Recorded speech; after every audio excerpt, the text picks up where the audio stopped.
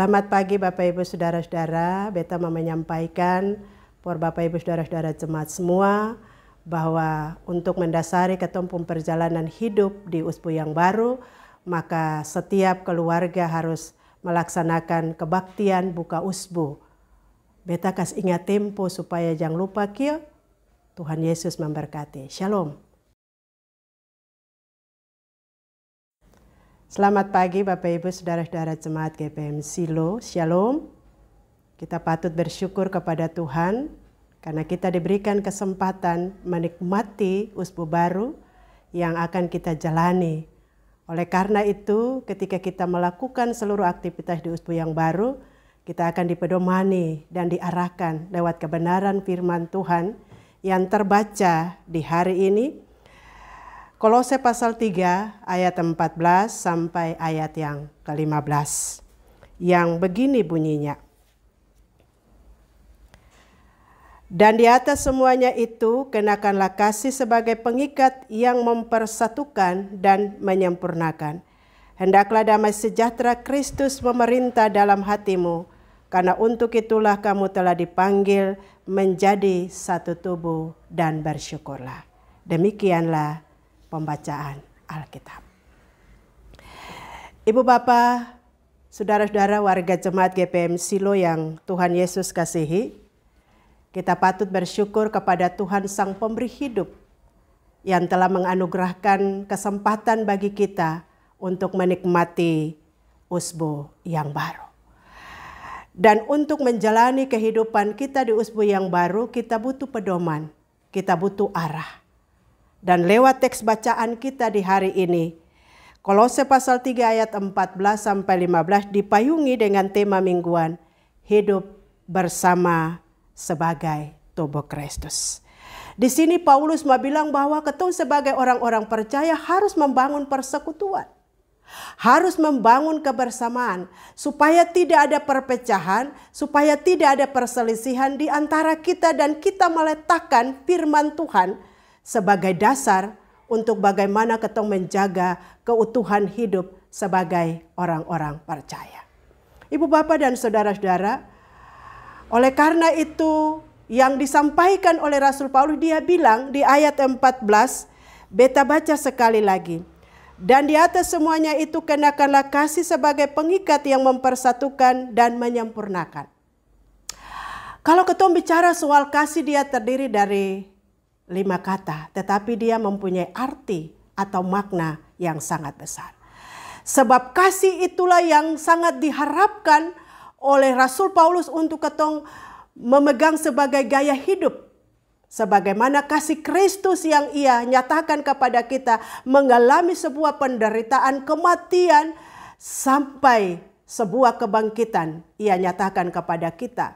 Kasihnya yang telah mempersekutukan kita, kasihnya yang telah menyatukan kita dan menyempurnakan kita sebagai orang-orang percaya. Maka kasih itu menjadi gaya hidup kita, mesti melekat dalam ketumpung hidup supaya sebagai orang-orang percaya relasi antara suami istri itu tetap kuat.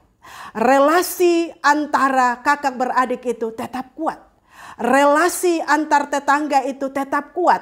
Relasi pelayan dan umat itu tetap kuat karena kasih Kristus itu yang mengikat dan menyempurnakan kita.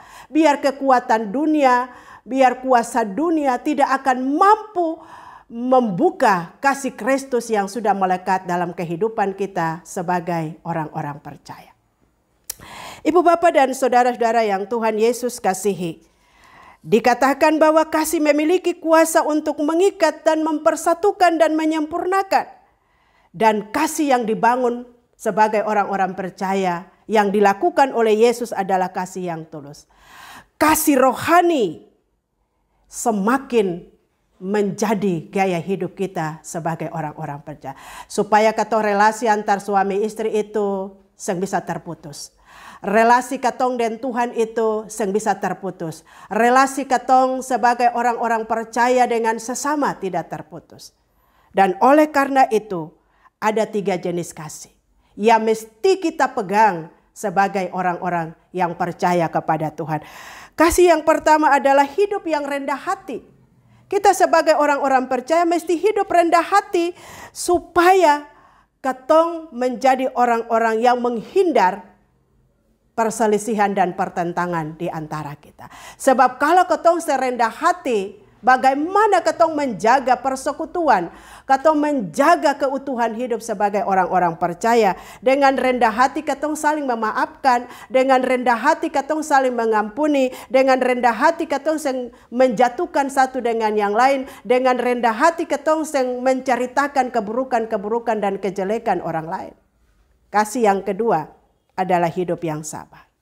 Ketong orang-orang percaya ini mesti sabar. Kalau ketong sabar, maka terjadi perkelahian, terjadi kehancuran, terjadi perselisihan. Bagaimana ketong membawa damai sejahtera dalam hidup? Kalau dalam rumah tangga suami bawa damai per istri, pun sebaliknya istri terhadap anak-anak. Atau juga istri terhadap suami, bahkan orang tua terhadap anak-anak. Mari ketong ciptakan damai itu di dalam kehidupan keluarga rumah tangga. Sabar itu mengajak kita supaya ketong menghadirkan damai dalam kehidupan keluarga kita.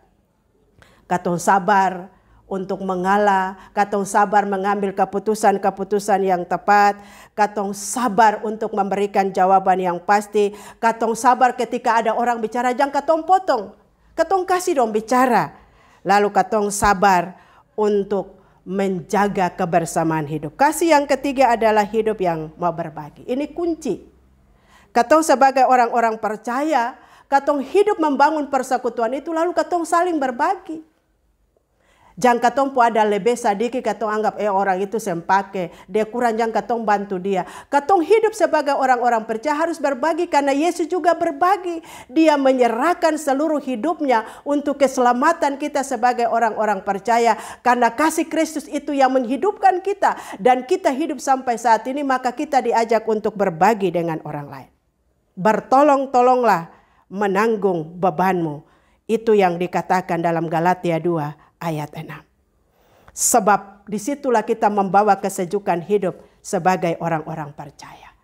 Oleh karena itu ibu bapak yang Tuhan Yesus kasihi, ketong mesti memastikan apakah ketong sebagai orang-orang percaya menerima kasih Kristus yang telah dianugerahkan kepada kita. Ketong juga mesti memastikan bahwa ketong sebagai orang-orang percaya dibangun di atas firman Allah. Dan ketong juga mesti memastikan bahwa ketong orang-orang percaya telah mengalami dan menerima pengampunan. Sekarang Bapak dan Ibu dan beta juga harus memastikan.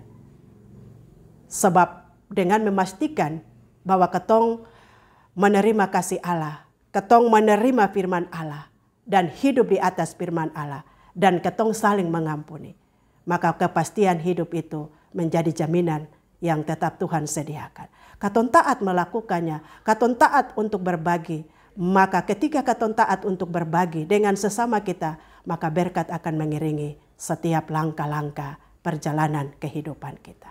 Tuhan Yesus memberkati. Amin.